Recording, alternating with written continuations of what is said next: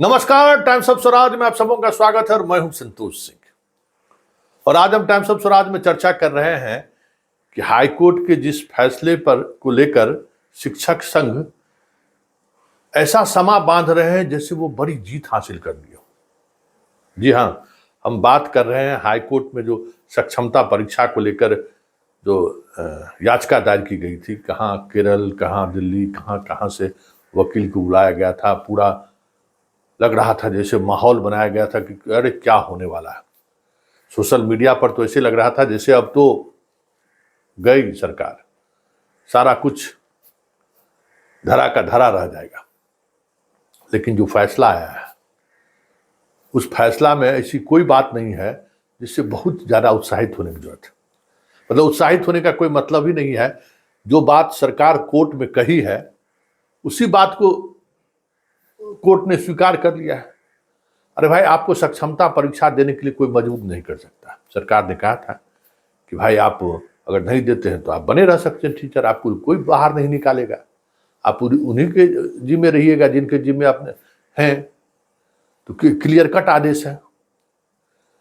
और सरकार और जो सक्षमता देना चाहते हैं वो सक्षमता दे सकते हैं, लेकिन राज्यकर्मी वही बनेंगे जो सक्षमता परीक्षा पास करेंगे।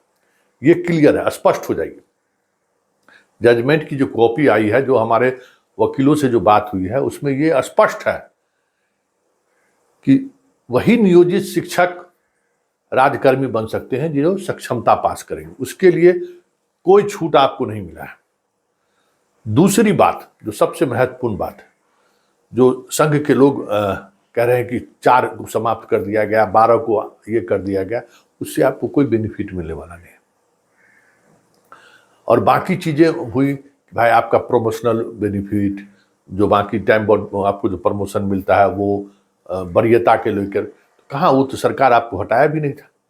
आप 2020 का जो नियमावली है वो नियमावली लागू रहेगा। उस नियमावली को सरकार ने तो कम से कम पंचायत शिक्षकों के लिए तो खत्म नहीं किया है। जो नगर निगम, नगर परिषद, नगर पंचायत या पंचायत के अधीन जो शिक्षक हैं वो नियमावली, उस नियमावली में तो कोई सुधार नहीं किया गया, उसको निरस्त भी नहीं किया गया। 2023 में जो नियमावली बनी है वो नियोजित शिक्षक जो सक्षमता परीक्षा पास करके शिक्षक बनेंगे उनके लिए वो नियमावली बना है।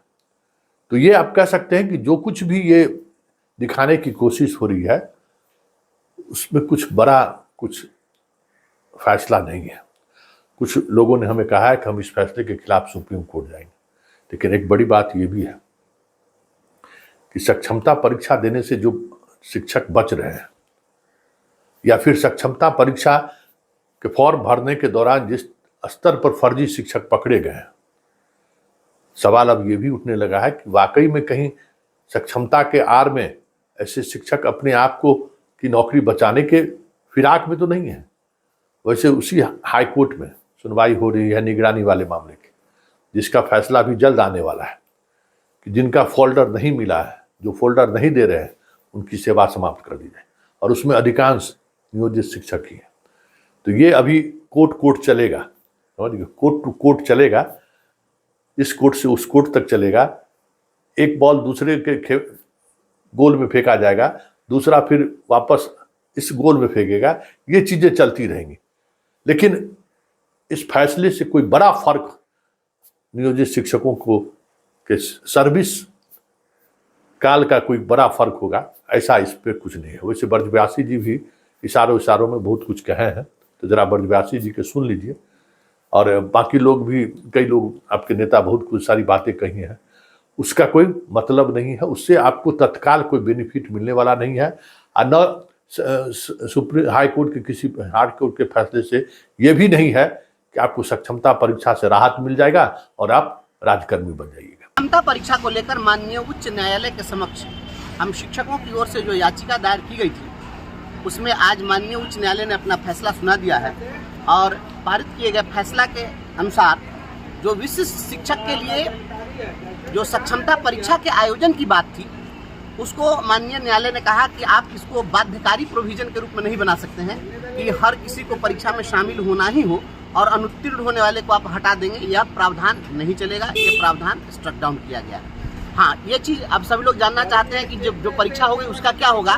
तो मैं स्पष्ट कर देता हूँ कि जो जानकारी है उसके हिसाब से सक्षमता परीक्षा जिन्होंने भी दे दिया है उनकी पोस्टिंग सक्षमता विशिष्ट शिक्षक के रूप में होगी।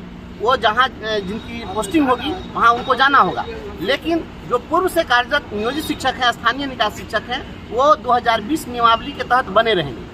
तो इसमें स्पष्ट हो गया कि स्थानीय निकाय शिक्षकों की सेवा जो है पूर्व की भांति बनी रहेगी और इसमें जो प्रोन्नति के अवसर हैं, बेसिक ग्रेड से स्नातक ग्रेड में, स्नातक ग्रेड से प्रधानाध्यापक ग्रेड में, तो ये प्रोन्नति के अवसर बने रहेंगे। और साथ ही साथ माननीय उच्च न्यायालय ने इनके कैरियर इन्हांसमेंट के संबंध में भी सरकार को उचित उपाय करने के लिए कहा है कि आप इनको बेहतर, इनके सेवा को आप कैसे बना सकते हैं, इस पर भी टिप्पणी है। और जो प्रमोशन हम लोग का लंबित है तो प्रोन्नति देने की ही बातें हुई है। तो कुल जुला करके जो स्थिति है उसमें जो लोग चाहते थे कि नहीं हम अपने दूर दराज के जिलों में पोस्टिंग के आधार पर हम अपना घर छोड़कर बेघर होने की कीमत पर हम नौकरी करें, तो ये जो प्रावधान था यह प्रावधान खत्म कर दिया गया।